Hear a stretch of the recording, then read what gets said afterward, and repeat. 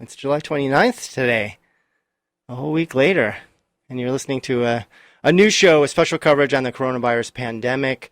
The coverage is an extension of the Asheville FM News Hour, so views and opinions expressed here do not necessarily reflect those of Asheville FM. For questions, feedback, story suggestions, and more, please email us at news@ashevillefm.org or find us on Facebook at Asheville FM. Well, this month is Disability Pride Month and a celebration of the signing of the Americans with Disabilities Act, the ADA, some 30 years ago this week. And as we all struggle through this pandemic, we might forget that our disabled neighbors and community members have additional concerns during this difficult time and also have some valuable insight as well on some of the challenges that we are all facing regarding being unable to move about the city like we used to. Priya Ray is going to join me this hour to discuss these challenges and insights and provide us maybe a little bit of history as well on the ongoing fight for disability rights in the disability community. We'll talk with her after the latest COVID update from our friends at Carolina Public Press. We'll be right back.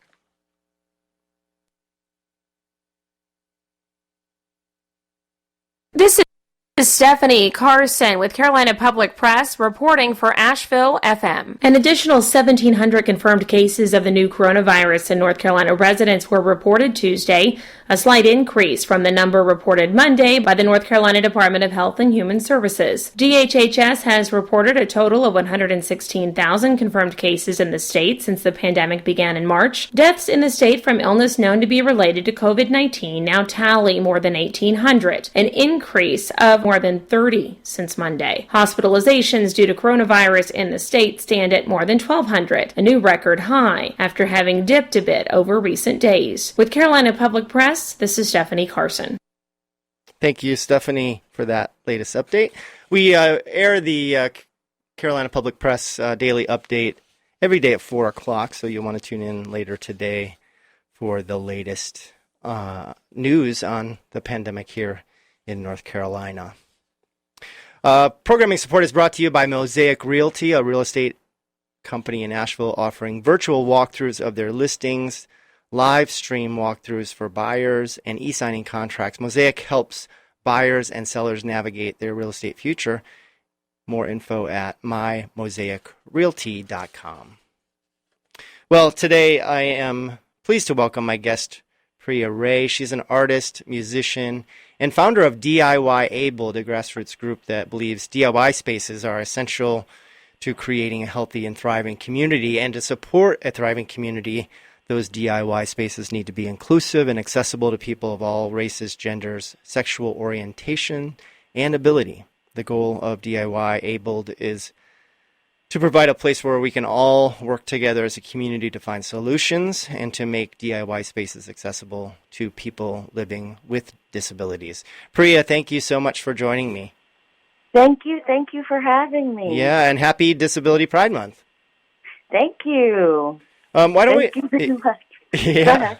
No, why don't we get started? And why don't you kind of introduce yourself and tell us a little bit about your organization, DIY Abled, and your personal journey through this activism. Okay, yeah. So my name is Priya Ray. I founded the grassroots group DIY Abled. I became disabled in 1999 because I had a spinal cord injury, and I'm in a band. I don't know if I'm allowed to say the name, but I'm in a band, and it was a band I was in with my partner for about 25 years. And when I had my injury, I was contemplating what I should do, and the rehab center I was at, is Shepherd Center in Atlanta, besides teaching me how to relive, to learn how to live as a person with disability, like putting on clothes, brushing my teeth, all these things you have to relearn again because you're in a different mode of operating, essentially. So I had to relearn that. But then also what they did teach me about was my rights as a person with disability that was given to me through the ADA that was passed in 1990. So as I went back into the music scene that I had contributed and been a part of for almost 20 years, I started realizing that people weren't aware of the ADA, and not even just non-disabled people, disabled people. A lot. It's like this piece of history that remains unknown for some reason, even though it's probably one of the most important pieces of history in America. But so yeah, I just started noticing that nobody, even though I was in a wheelchair and all the things Robert, who's my partner in the band, we would have to do to play shows, like where there's stairs, stages are often not accessible, all kinds of obstacles like that, and it would require me to like figure out how to get my body over those obstacles, which I can do, or sometimes I would need help and have people carry me over these obstacles. Right.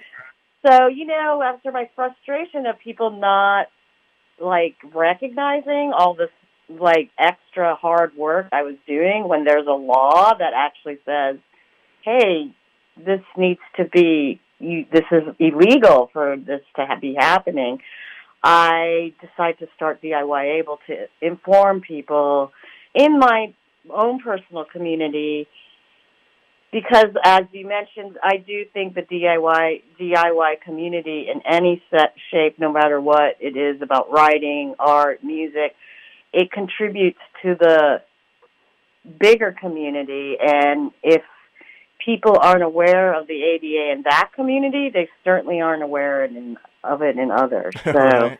And I think, I mean, coming from a DIY scene and sort of an underground punk scene, it seems like that community is more inclusive than the general population. At least that's been my experience. Yeah, and that was my experience too. Like as a band, we would always, raise money for someone from the LGBT community, right. People of color, just any people that were minorities. But then, like, when I would think back in hindsight, I was like, we never really did anything for disability. And then me realizing that, yeah, people aren't really inclusive to disability. I mean, some of those spaces, I mean, if you go to a basement party, a basement show, completely inaccessible for a person that has some mobility issues. So I'm really thankful for what you're doing. I think it's really cool, and thank you. Yeah. Yeah, you're welcome. I'm happy to do it. And I think, as you've said before, I think if you can help this community understand, maybe you'll spur something on to the larger community as well, because it seems like, our scene always gets co-opted, right? Yeah, of course. All underground scenes get co-opted eventually, so let's hope that part of it gets co-opted. Well, let's talk about the pandemic and how that's affecting. Well, it's affecting all of us really in so many ways. Our health and health concerns, jobs and layoffs, access to different parts of the city, as well as mobility, just getting around. All has changed now in the last 4 or 5 months now. Gosh, has it really been that long? I guess it has, since March. I know. But for someone who's already sort of dealing with those challenges in a lot of those areas, it must be especially difficult and challenging for the disability community. Yeah, I'll just start by, like, every disability is different, so different, like the disability community is not a monolithic community. Right. There's disability can come in so many shapes and forms, so everybody deals with different things. I had a spinal cord injury, so I'm paralyzed, but I have a lot of independence. So for me, really, it's just like, everyone else, I'm just wearing a mask. I'm washing my hands. I'm just like trying to, and then, when you're disabled and you use a wheelchair, then you're like wiping down parts of your you're wiping down parts of your wheelchair that you touch because, those are things you touch, and then like, the accessible bars for bathrooms and stuff like that. So you're always touching things when you're disabled that, you do think about, like, but I think a lot of people don't really think about that. And then, we're in this time of physical distancing, which is hard for a lot of disabled. If you're blind, you sometimes need assistance, and that cuts off sometimes you need to not physically distance yourself from a person, or a person that doesn't have as much independence as me that maybe will need some help to get dressed or need an assistant, to go to the bathroom and things like that. So, there are a lot of disabled people that have personal care attendants, and that's been a big issue because the personal care attendants are, A, afraid of affecting the disabled person because they're out in the world, B, getting themselves sick and then their family sick. So, so that's like a real issue. And then a lot of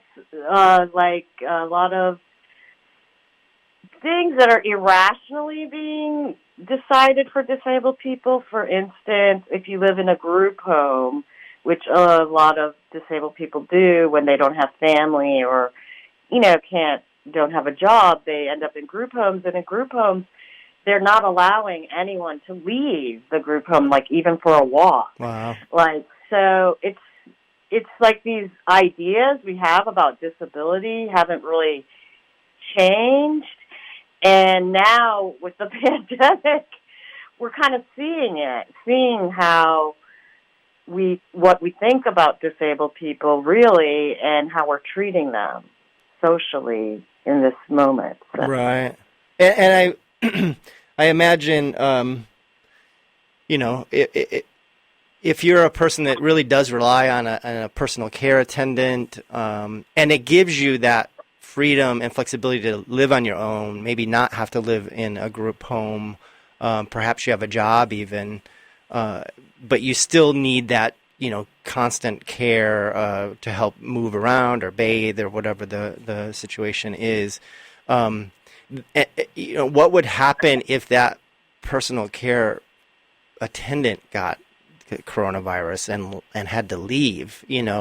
I'm sure that fear of then what happens to me is constantly on your mind, right? Or as a person, right? Yeah, definitely. And then a lot of people with disabilities, they can't get the coronavirus because it will kill them. So there's that worry too. It's like, is this personal care attendant going to get me sick? And if they do, what will happen to me? Because then you don't have a personal care attendant. And so it's a lot of things going through people's minds about whether they're going to be alive or not. And so what I always tell people is, we're in this big discussion about masks, whether to wear them or not.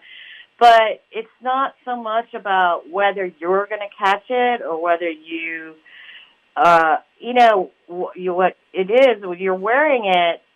So other people that can't wear it, because there are also a lot of disabled people that can't wear a mask because they have respiratory issues and stuff, so it prevents them from wearing masks. So you're really wearing a mask for people that can't wear a mask is really what the concept should be. Right. Even, I don't know, that loses its path in the media and stuff at times. So keep your droplets to yourself, right?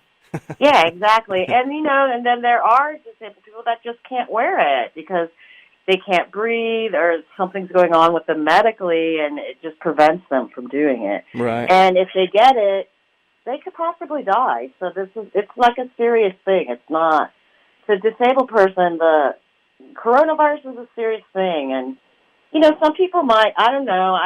Honestly, I don't know. I just feel like we don't really know anything about the virus, really. Like, every day it's a different story. And I just think let's be safe instead of sorry type of thing. I'm not sure why people are so against that, but Right.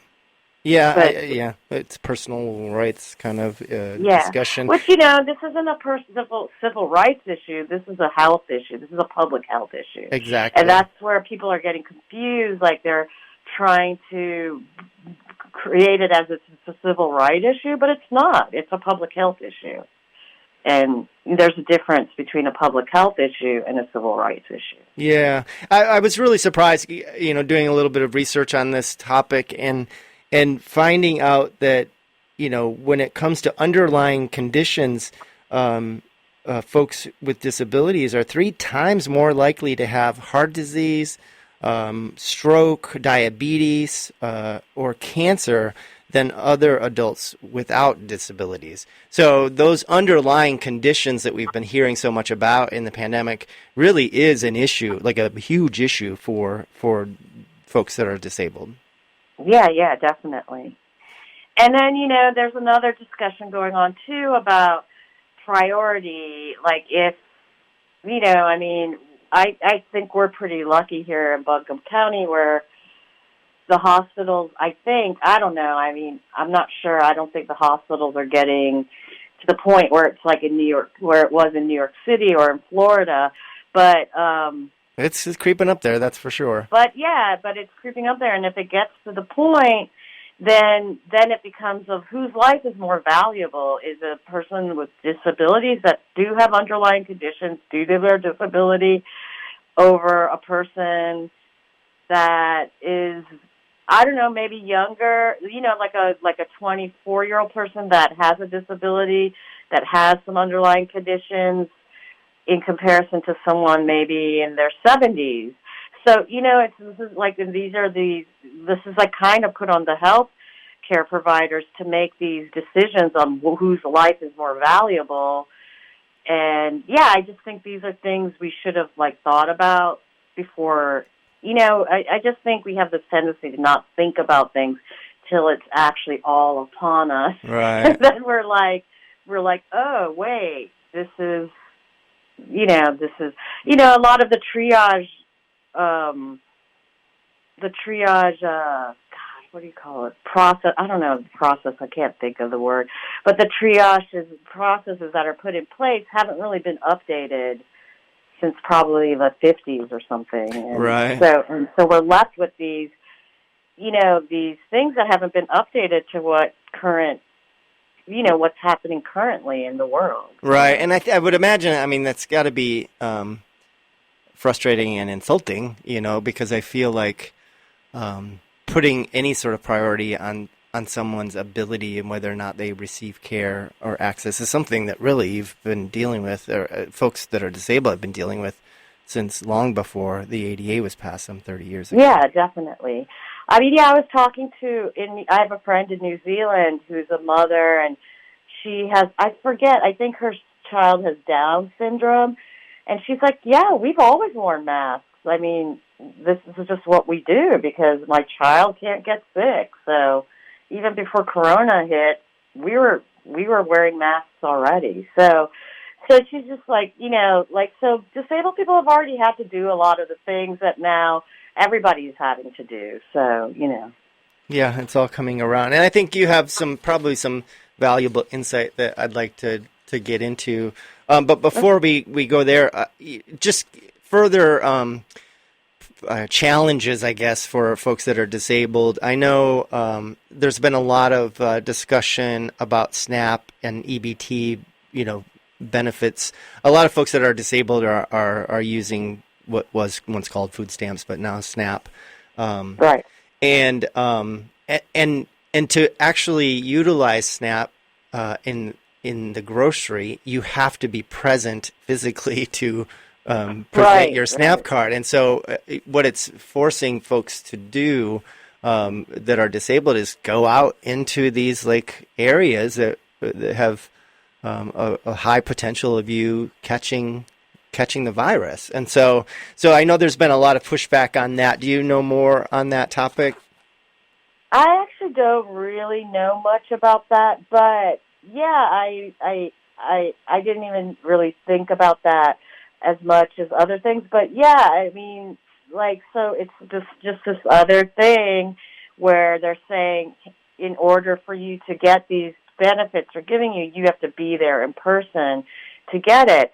But, you know, it's another thing that not that much thought has gone into it, because they're like, what if something happens and a disabled person can't get there in person because they're afraid for their life, and, you know, or maybe their personal care attendant did the shopping for them, you know, all these different types of things. So, yeah, it's just like, I just think it's another thing that's overlooked, like, as far as the disabled community goes. Yeah, and I know there are several states that have been challenged on this issue, and I think a lot of them are actually changing their policies. I'm not sure where North Carolina is, but I do know that disability organizations did file a lawsuit against North Carolina's State Board of Elections this year, just this week, for excluding North Carolinians with disabilities from their absentee voting program. So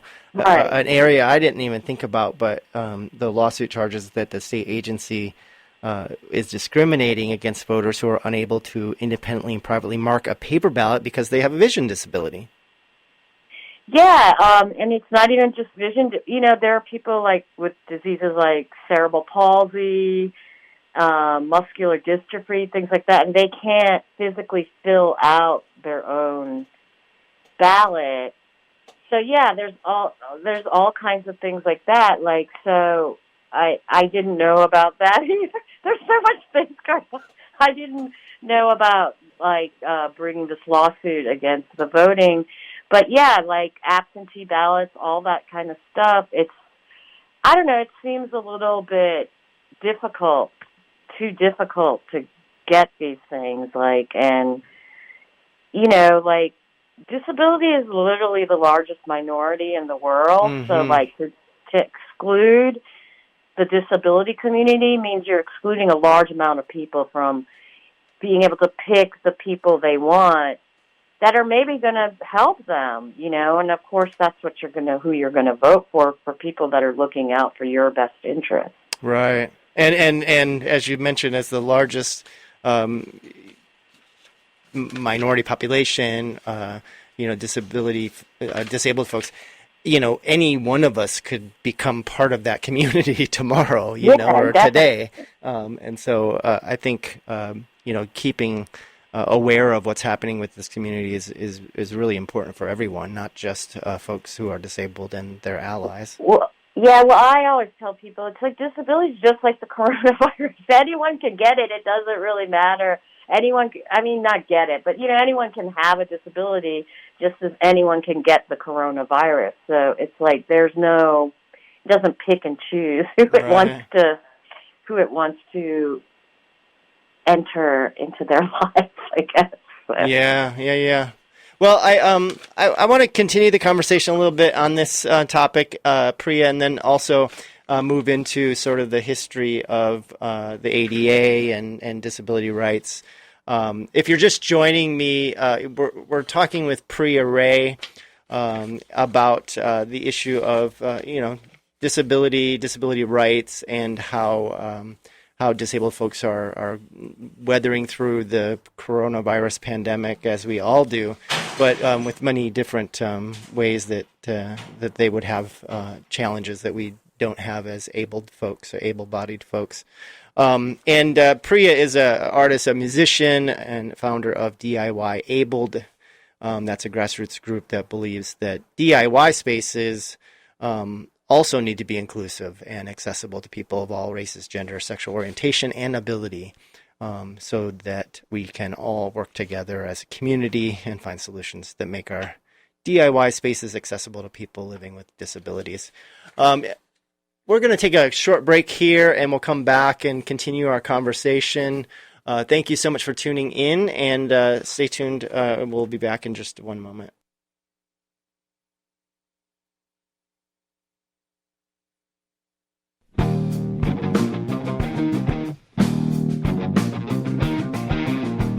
Hi, it's Vance, host of Rippin' here on Asheville FM. You know, now's the perfect time to reach out to that friend or loved one that you haven't spoken to for quite some time. Rekindle the conversation about favorite records, best concerts you ever attended, maybe that special shared experience that's sure to bring a smile. Because that's what it's all about, right? Solidarity is going to see us through this thing. Hang in there. That was Vance of our show Riffin. Thursdays, I think it's been moved now into the 3 to 5 o'clock hours. So you can stay tuned for Riffin on Thursday. And you can check out our schedule at ashevillefm.org to see where all your favorite shows might be. I know things have moved around a little bit because of the pandemic. We have put great social distancing procedures in place here at the station. Only a few state volunteers come in to do their shows. A lot of folks are recording from home, and because of that, we've moved the schedule around a bit. So again, ashevillefm.org, click on the on-air schedule. You'll be able to find your favorite show and maybe discover a new one, and listen to our archives as well. If you've missed a show or want to get a taste of something, our archive of that show stays up each week for a full week, so you can tune in at your leisure. Well, if you're just tuning in, again, you're listening to Asheville FM at WSFM LP 103.3 Asheville. This is the coronavirus update. I'm your host, KP Whaley. And today we're joined by in the hour by Priya Ray. She's an artist, musician, founder of DIY Abled, a grassroots activist group, hoping to make sure that our DIY spaces are accessible to all. And before we took the break, Priya, we were kind of still talking a little bit about the pandemic and how that's affecting folks who are disabled. During the pandemic, those disparities have really become pronounced. And you mentioned the triaging of people with disabilities, and that triage, I think, puts people last on the list for ventilators and other life-saving measures. And so, in a way, they're saying if you have a disability, you have less quality of life than if you don't.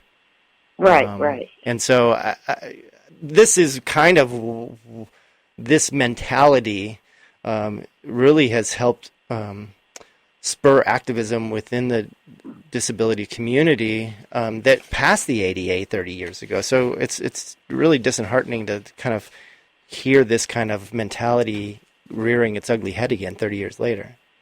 Yeah, definitely. If we can just kind of move into the history of the disability rights.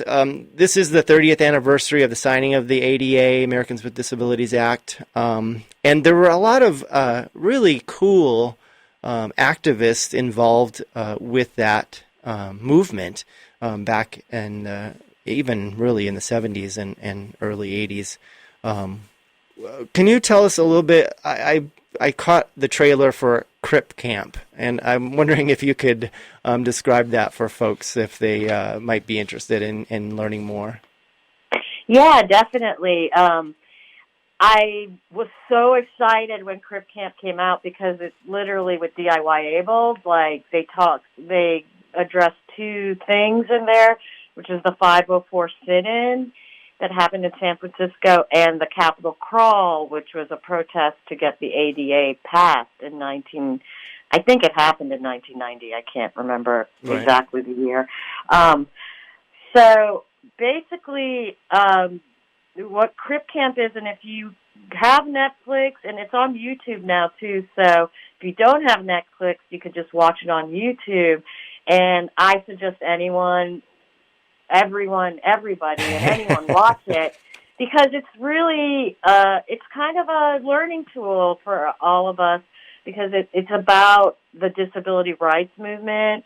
The director was this guy, Jim Lebrecht, who it wasn't really known as one of the names you hear a lot in the disability movement, but it's about a camp that existed in the kind of in the late 60s. I mean, it was around since the 50s, but this period of time was the late 60s, early 70s era. And, revolution was in the air. And so when these teenagers got together at this camp, they kind of started talking about what they wanted out of life, because they were all smart and capable and empowered. We should mention that the camp was run by a sort of hippie counterculture group of folks in the 70s during that time. Yeah, that's true.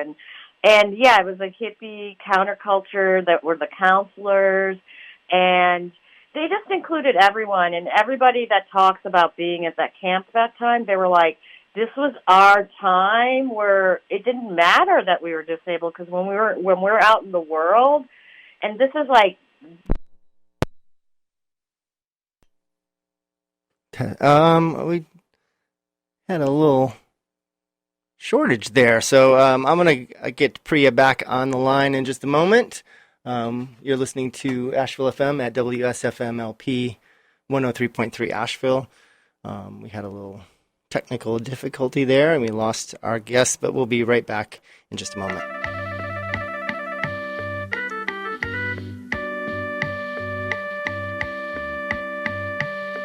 It's a dizzy, dizzy world. All that we live in.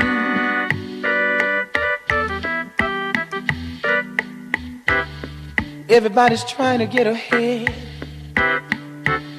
Always status climbing.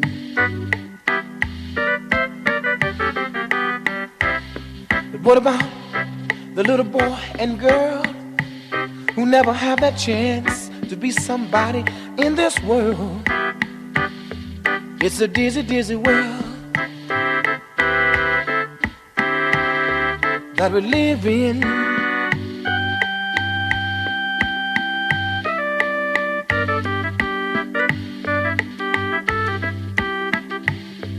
It's a dizzy, dizzy world, all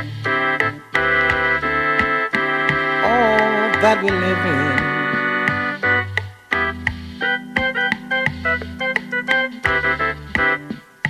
People hurting. Okay, I think we're back. And Priya, are you there? Yeah, good. Yeah, I'm here. Note to self, don't cross your legs underneath the soundboard.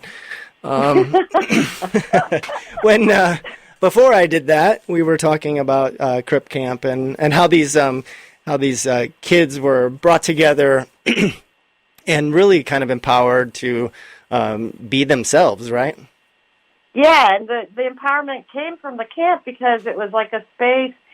We talk about safe spaces now. Well, this was like a safe space that existed before safe spaces, and it was the kids all went there, and they felt everybody was included, whether you had a different speech pattern, physical disability, all those types of things. Everybody was included in the camp activities, and it was just like a wonderful moment for those people to escape a world where they were confined and be able to go to this place where they had freedom.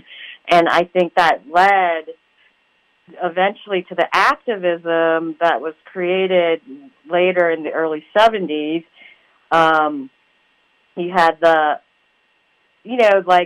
Center for Independent Living was created in Berkeley by Ed Roberts, who had polio and got really disabled from that. And he actually was in an iron lung and taught himself how to breathe and got educated and demanded that Berkeley accept him. And, this was before any laws were passed. This was just people going out and no, I want to go to school. I'm smart. Just because I'm not physically capable of doing things doesn't mean I can't go to college. And Ed Roberts started a group called the Quad Rollers, and they did some really, this stuff isn't actually in the Crip Camp movie, but they did some really, anarchistic acts, people just went out and started breaking the roads in Berkeley and creating curb cuts, in the middle of the night, So they were just it was just they were we need our independence. We need this to happen, so we're going to make it happen. Yeah, and we should, just remind folks that, the simplest things really make a huge difference for folks that are disabled. I know I lived in Wisconsin. We had snow 6 months of the year, and my friends who were wheelchair, bound, they didn't go out in the winter because people aren't considerate enough to think about, shoveling the snow off the sidewalk in front of their house. And these are, pathways for folks who are in wheelchairs to just get around, to do their shopping and go to the store and do the things that make us all sort of on the same playing level. Right, definitely. And that happens in Asheville, too. When it snows in Asheville, I'm like, everyone's like, oh, I love the snow. And I'm like, I hate the snow. Because, I can't go do what I want to do. So yeah, I mean, I've experienced that myself. So I can't even imagine what it's like to live in Wisconsin or Minneapolis. Right. Like, it must, I don't know. I can't imagine. So, yeah, and that's like a lot of what I talk about is actually when the community comes in. Because the ADA isn't like you need to shovel paths for disabled people. It doesn't really go that far. So then a community needs to kind of step in themselves and go beyond what the ADA actually requires. Right. And so what? I know you've mentioned that the legislation that was passed. I know you weren't disabled when it was passed. No, I wasn't. But yet you refer to it as sort of the Emancipation Proclamation for disabled folks. How significant was that legislation? I know it's not gone far enough, and we can talk a little bit more about that, but how significant was it when it was passed? Well, okay, so I do want to say, of course, there's a lot more work to be done, but I'm so grateful to the people that came before, like Judy Heumann, Hale Zukas, Ed Roberts, all these people that fought, for this 504 bill to pass and the ADA, and it was really significant because then it gave people with disabilities this demand that they be treated like, even if the world isn't really being made for them, they can say, hey, it's my right to be able to enter here. It's my right that you put a curb cut on the sidewalk. It's my right that I'm able to get an education. And you have to make the place accessible for me or provide teaching assistance for me if I have a brain injury. So, it opened the door really wide for a lot of people with disabilities, and we wouldn't be able to do nearly any of the stuff we do as close, Mm-hmm. It's just like, so yeah, education and jobs and access, like all of a sudden there was a law and disabled people had, let's say, a card in their back pocket to say, hey, right, you need to do this because it's my right as a disabled person. It's your legislative, precedent to kind of, right. So you can go to the city and say you should, enforce a law that says everyone should plow their snow off their sidewalk. And you can sue the city's council for not letting you to vote. That's what the ADA is allowing to happen. Like, you wouldn't have been able to do things like that if the ADA hadn't passed. Yeah. So, yeah. Well, maybe you can use your activism to get us some sidewalks in this town. Oh my God, I know. I got to work on that. But this pandemic hit, so I kind of was like, I'm just gonna hang out in the house and go online and talk about disability. But I am thinking, it's an election year, so I gotta talk about the sidewalks. Right. Like, come on, sidewalks, people. I know, non-discrimination in employment was also a big part of the ADA, and because of that, some 20% of disabled folks just last year were employed, and so I'm wondering, with the loss of employment across the board for so many folks during the shutdowns and social distancing measures, what that might have meant for disabled folks, if you're aware or have had feedback from friends. I have talked to some disabled people. They're like, because people are kind of getting laid off, and And, because businesses aren't able to produce, aren't making as much money as they were before the pandemic.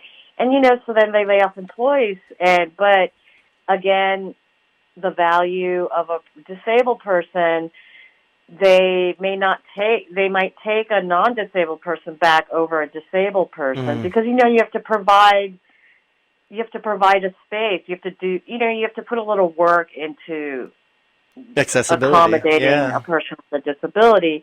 So a company might just decide, you know what, let's just take these people because we don't have to accommodate them, and not take these people back. And and the problem with that is like they're not going to openly say that's not why they're taking people back. Right. So, disabled people are really frightened, like whether they're going to have jobs when things go back to whatever normal is. Yeah. When it gets normal. And kind of on the flip side of that as well, I think there are some folks who are experiencing full participation in their employment because they are able to connect virtually nowadays. So that's the bright side of that. Yeah, it is the bright side of that. But I will tell you, people with disabilities have been asking to work from home before the pandemic because it's hard for some disabled people to get to a certain place by 9 a.m. But if they can work from home, it's doable because then you don't have to get dressed, do all these things that, think about what you do in your daily life to get ready to go to work. But when you're disabled, it adds I'm going to say an hour to be nice, but sometimes a couple of hours of your time to be able to get ready to get to a job by a certain time.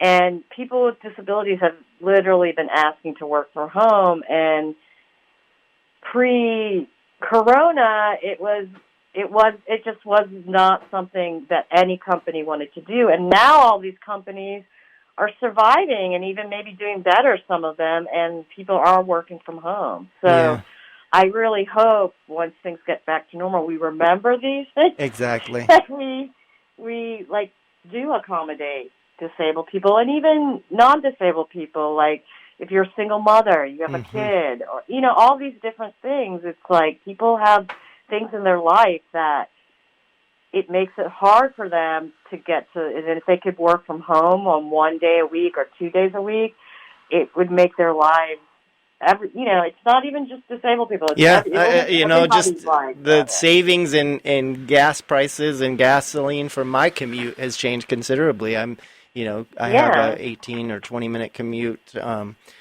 for the environment too. Exactly. Right? I hope there's a the silver lining in this pandemic. I think the way that we have learned to connect with each other virtually, hopefully will stick around to some extent. It's obviously not going to be, music shows online all the time, but maybe some of these work efforts and commutes will change, and let's hope that continues. Of course we all hate what's going on now, but if anything good could come out of it, that would be great if we could change the thought process on how we're doing things, and that would include the disabled community as well. Yeah. If you're just tuning in, again, we're speaking with Priya Ray, artist, musician here in town, as well as an activist within an organization she founded, DIY Abled, and we're talking about the pandemic and how it's affecting folks that are disabled. And Priya, I kind of want to move in a little bit more personally with you. So, I mean, you're an artist, you're a musician, and coming from especially a DIY sort of punk underground scene, how has that background shaped your activism? Well, I really feel like being from a DIY scene, it helped me really transition well into being disabled because of the lack of support in a community for disability. You really have to figure out how to do things on, do it yourself essentially, and you have to if you want to be part of the world and it's not accessible, then you have to figure out how to do it. So I feel like becoming disabled, like being in the DIY scene, maybe it was like my fate to like fall upon that in my earlier years of life. And I don't know, I feel like it's really helped me transition well into the disabled community, but at the same time, like seeing things that, people can do, like, and they just don't do it because because they're not disabled, so they're not thinking about it, which I totally, I'm not one of those people that are like, oh, you should know.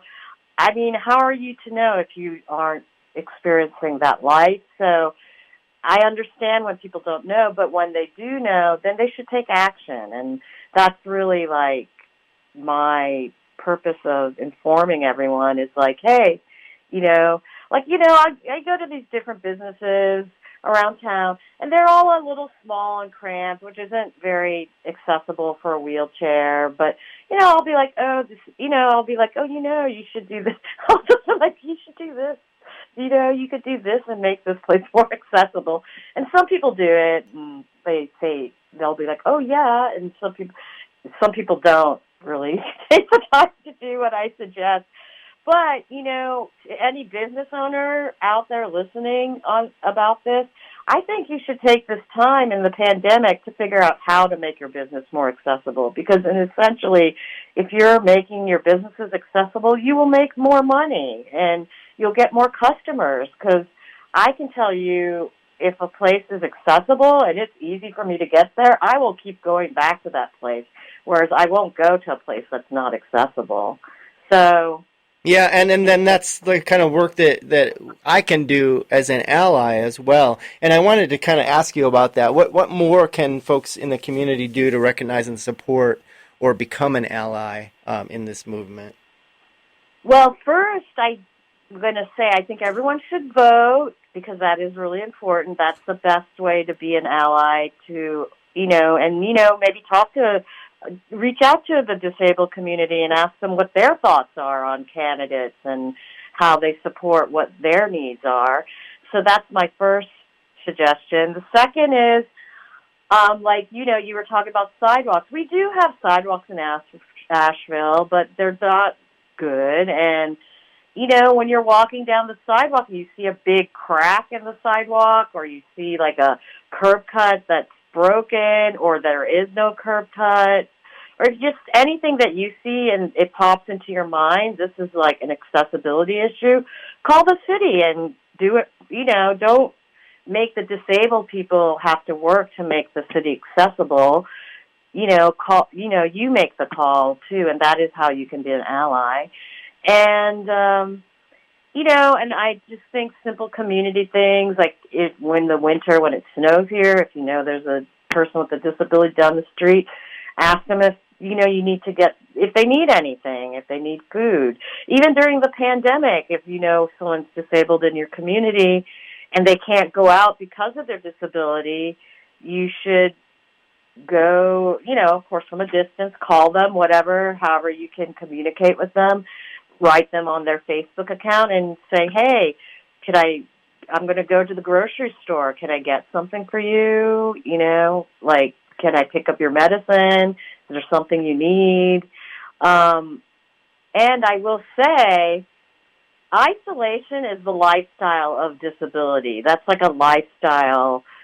It's not a choice. It's just how you are, what becomes when you become disabled. So disabled people can really give you advice on how to deal with isolation when you're, if you're feeling a little angry, depressed, sad because you can't go to that bar or go to a show, call up a disabled person, because I can't tell you how many shows I haven't been able to go to because of my disability and been bummed out about it, and nobody called me, but, I dealt with it and I figured out something else to do, so. Mm-hmm. And tell us about you have an event coming up this week. Oh, yeah, I got off talk. I forgot about that for a second. Thank you for reminding me. Of course. So tomorrow, DIY Abled and Revolve Asheville, the art space, are joining forces, and we're gonna do an event on the on Revolve's website, which is revolveavl.org, and they have a link that's called Homeschool, and they do different events. They've been doing different online events, and so this is going to be part of the Homeschool series. And basically, it's going to be stories of disability, because historically, narratives of disability haven't been told that much, even though I think we all know instinctively that disability has been around since the beginning of life, essentially. But we haven't read as many narratives as we have about race or gender or sexual preferences. And so I think the most important way for us to historically put our feet in the ground, but some of us can't put our feet in the ground, but you know what I mean. So, where we get anchors into our communities is by telling our stories and sharing our stories, so people aren't scared of disability, aren't scared that they'll have a disability, aren't scared to ask people about their disability. I think there's like a fear in our communities about disability, and I honestly feel that's why a lot of things aren't addressed, because people just are too afraid to ask or too self-conscious or whatever the emotion is. I don't know. Yeah, it's kind of like... So this night I'm asking disabled people that I'm friends with and people that I've just known on social media to come and to come be part of it and share their experience of being disabled. And that's Thursday night, 8 o'clock at revolveavl.org. Click on the homeschool link and you can get all the information there. I think maybe you need to register or RSVP.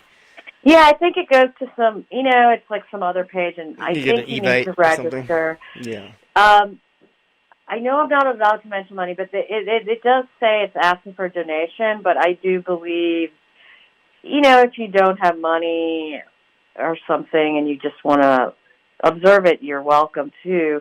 But, we are asking for people to donate just because, we're in these weird times, and we need to keep Revolve going. We need to keep disabled people.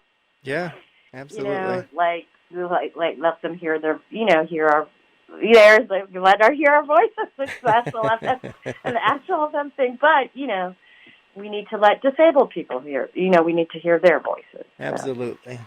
Well, Priya, you have any final words for us to kind of give us some hope through this pandemic and what you're looking forward to when we're all through this? Yeah, it's like historically things like this have happened, and I think we're living in a time where technology is far more superior than it has been in the past, and I think we will get through it. It's just we just have to be patient and deal with whatever we have to deal with and just follow those rules for a minute or a month or a couple of us. But we will come up through it, and I'm hoping once we get through it that we'll come through it as better people, and start thinking about things that we just haven't thought of before, like as far as the disabled community as well, and just our communities in general, how I think we've been we've kind of cut ourselves away from community in a lot of ways, and I think we're now learning in this moment how important community is and how we miss it when we can't have it. Right. So, and how diverse it is among even within communities themselves. So exactly. And how communities are diverse. They include all kinds of different races, different genders, different sexual preferences, and different abilities, and we need to be a community to everyone, and reach out to different kinds of people and get to know what's going on with them. Right. Well, Priya Ray, again, founder of DIY Abled, a grassroots group that believes DIY spaces are essential to creating a healthy and thriving community. And to support that thriving community, that DIY spaces and all spaces really need to be inclusive and accessible to people of all races, genders, sexual orientation, and ability. Priya Ray, artist, musician, local activist, I thank you so much for the work that you do and also for spending this hour with us today. You're welcome, and thank you so much for letting my voice be heard on Asheville FM today. Absolutely. Priya, thank you again. Yeah. Yeah, thank you, and thank you for Asheville FM. It's, we love Asheville FM. Donate to them. They're part of our community. They're helping a lot of people get through this pandemic right now. So many people are like, I'm listening to Asheville FM now, so I can't go anywhere. So I'm like, yay, that's great. So yeah. All right. Well, out there, support them. Great. Thank you so much, Priya. I really appreciate your time. I appreciate you asking me, and you have a nice rest of your day. Thanks. Sir. You too. Bye-bye. Bye-bye. Priya Ray, local activist and founder of DIY Abled. I thank you again for joining us this hour. And thank you, listener, for tuning in to spend your hour with me or part of your day, learning a little bit more about our community and how all of us in our community are affected by this coronavirus pandemic. You're listening to Asheville FM at WSFMLP 103.3 Asheville. This is the Coronavirus Update, a weekly show to talk about the pandemic and its impacts on us locally and in our community.